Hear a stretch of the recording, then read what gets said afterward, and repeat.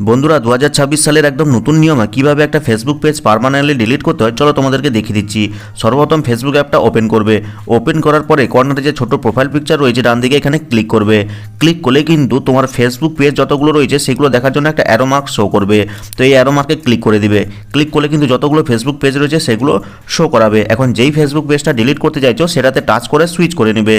তো আমি টাচ করে কিন্তু ফেসবুক পেজে সুইচ করে চলে এলাম। এখন এই পেজটাকে ডিলিট করার জন্য কি করতে হবে, কর্নারে যে 3 লাইন রয়েছে এখানে ক্লিক করতে হবে। ক্লিক করার পরে দেখো এখানে একটা সেটিংসের আইকন চলে এসেছে, এখানে ক্লিক করবে। ক্লিক করলে কিন্তু অনেকগুলো অপশন পরের স্টেপে পেয়ে যাবে। এখানে কিন্তু অনেকে অপশনগুলো খুঁজে পাও না, কিছুটা নিচের দিকে যাবে, নিচের দিকে গেলে একটা অপশন পাবে যেখানে লেখা রয়েছে দেখো অ্যাক্সেস অ্যান্ড কন্ট্রোল। তো এই অপশনটা যদি না থাকে তোমাদের ফেসবুক অ্যাপের মধ্যে বা ফেসবুক পেজটা ওপেন করার পরে, তাহলে প্লে স্টোর থেকে অবশ্যই আপডেট করে নেবে লেটেস্ট ভার্সনে। আপডেট করার পরে কিন্তু এই অ্যাক্সেস অ্যান্ড কন্ট্রোল অপশনটা পেয়ে যাবে। এখানে জাস্ট ক্লিক করবে। ক্লিক করার পরে দেখো দুটো অপশন চলে এসেছে, ডিঅ্যাক্টিভেট পেজ, ডিলিট পেজ। আমরা চাইছি ডিলিট করতে, তাই দ্বিতীয় নম্বর অপশনটাকে চুজ করে নিচের কন্টিনিউ বাটনে ক্লিক করব। আর ক্লিক করতে কিন্তু পরের স্টেপে দেখাচ্ছে যে তুমি কোন কারণে ফেসবুক পেজটা ডিলিট করতে চাইছো, কোনো একটা রিজন চুজ করতে বলছে, বাট আমরা কিছু চুজ করব না কারণ কন্টিনিউ বাটন এখানে অ্যাক্টিভ রয়েছে, এখানে ক্লিক করে দেব। ক্লিক করার পরেই দেখো এরকম ইন্টারফেস চলে এসেছে। এখানেও কিছু পড়ার দরকার নেই, অর্থাৎ তোমাকে ব্যাকআপ নিতে বলছে ডিলিট করার আগে।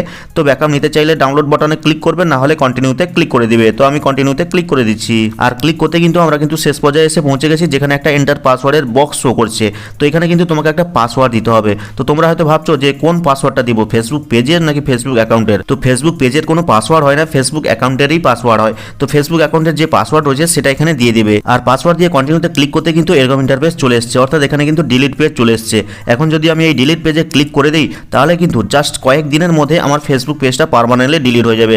তবে কয়েকদিন বলতে তোমাকে 30 দিন অপেক্ষা করতে হবে। দেখো এখানে কিন্তু 30 দিন লেখা রয়েছে। 30 দিন পর্যন্ত কিন্তু তোমার এই পেজে আর সুইচ করে আসা যাবে না। 30 দিন অপেক্ষা করবে, দেখবে অটোমেটিকই কিন্তু তোমার এই ফেসবুক পেজটা ফেসবুক অ্যাকাউন্ট থেকে পার্মানেন্টলি ডিলিট হয়ে যাবে।